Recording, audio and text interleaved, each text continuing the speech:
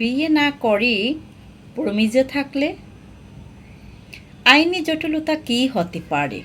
আপনি প্রেমে পড়েছে, সে আপনাকে বিয়ে করার প্রতিশ্রুতি দিয়েছে কিন্তু বিয়ে করল না। তাহলে জানুন, আমি আপনাদের সাথে আছি অ্যাডভোকেট নূপুর আক্তার, এনএল পয়েন্টের প্রতিষ্ঠাতা পরিচালক।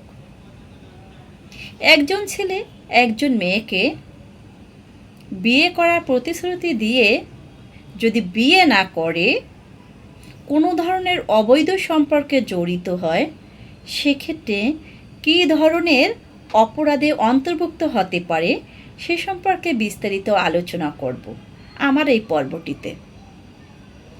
বাংলাদেশের আইন অনুযায়ী যদি কোনো ছেলে একজন মেয়েকে বিয়ের প্রতিশ্রুতি দিয়ে যদি শারীরিক সম্পর্ক স্থাপন করে, সেক্ষেত্রে যদি বিয়ে না করে ধর্ষণের আওতাভুক্ত হবে। এটি কোন কোন আইন অনুযায়ী অপরাধ হতে পারে?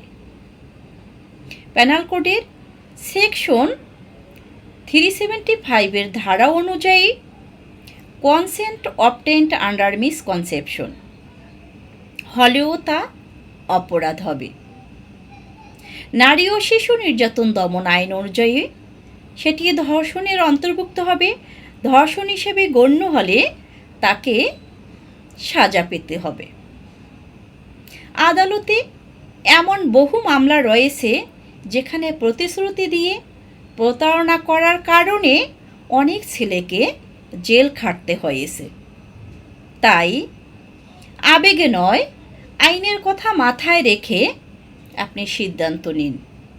আইন জানুন, অপরাধ থেকে বাঁচুন।